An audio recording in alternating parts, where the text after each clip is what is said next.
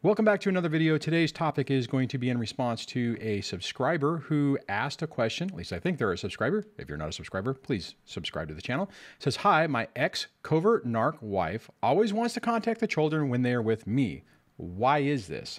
That's a great question, and it's going to be something that pretty much 90% of us are probably going to go through. I just pulled that number out of my head, but here's the deal.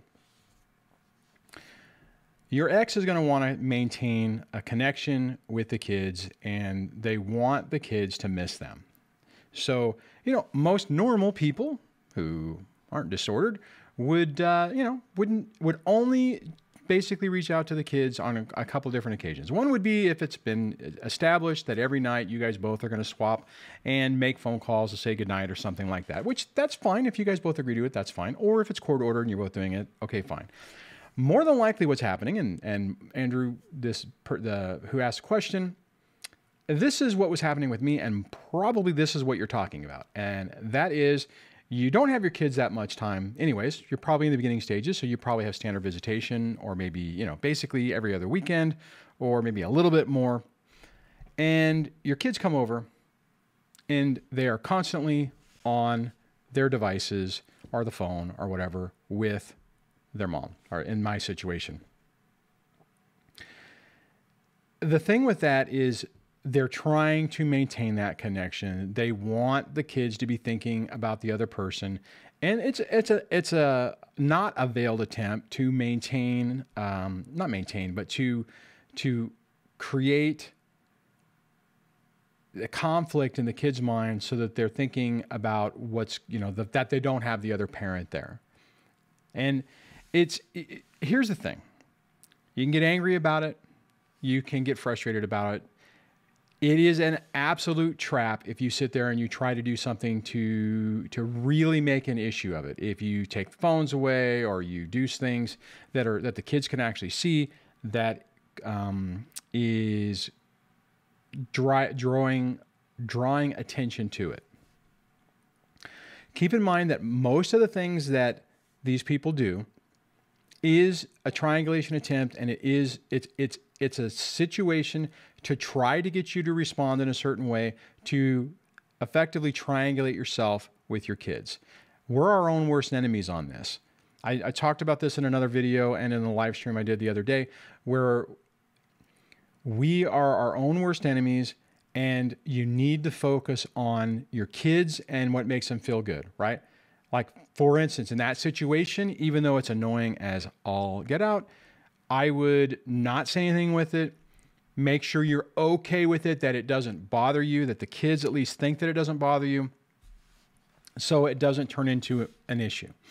And then you could turn around later if you're trying to get with the kids and they're not responding. You can say, hey, I tried to text you the other day, or tried to call you the other day, and you wouldn't respond. And that's actually the approach I had taken in my situation, because that's exactly what was happening. The kids would come in, they would be on all their devices, texting their mom. And then as soon as they would go back to their moms, I was like persona non grata. I mean, they would not respond to me. At the time, I didn't realize that acknowledging my presence created a problem for them. So they were cautious about it because they were more than likely getting grilled or made to feel bad about it. Now think about it. In my place, they were not made to feel bad about it, so they weren't necessarily hiding it. They were just doing it. So to wrap this up, the main thing on this is this is really frustrating, but it's a trap. Don't take the bait and make it a big issue. Caveats on this, because I love my caveats, is if it's way late at night, then you could take devices away and say, look, you're going to bed. You're not going to be on your device all night texting people. You need to go to sleep. So you can take it away. You could do that.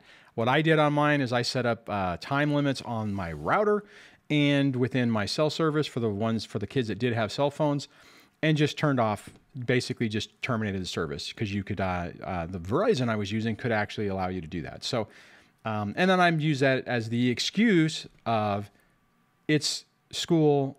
I went in a couple times and checked on them at like 11:30 or midnight, and they're, blip, blip, blip, blip, blip, blip, blip, on their phone.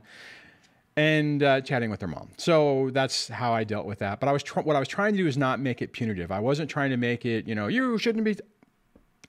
Let me back up. There were a few times where I did make the mistake and get angry about it. You really don't want to do that because it sets you back and then you have to recover from it.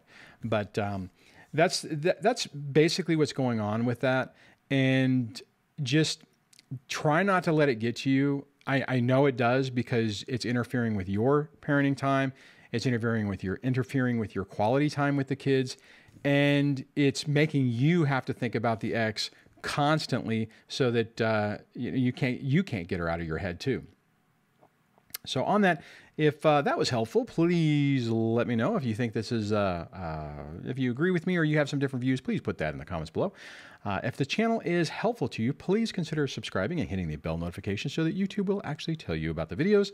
And in the end cards in the bottom right is my Mindset from Narcissistic Abuse Recovery playlist, which has a collection of videos that if you're new on this, that can really help you out. I do need to update those. I haven't done that yet. And above that is a video recommended for you by YouTube that they think that would be relevant for your interests. So on that, have a great day, and I will chat with you on the next video. Take care.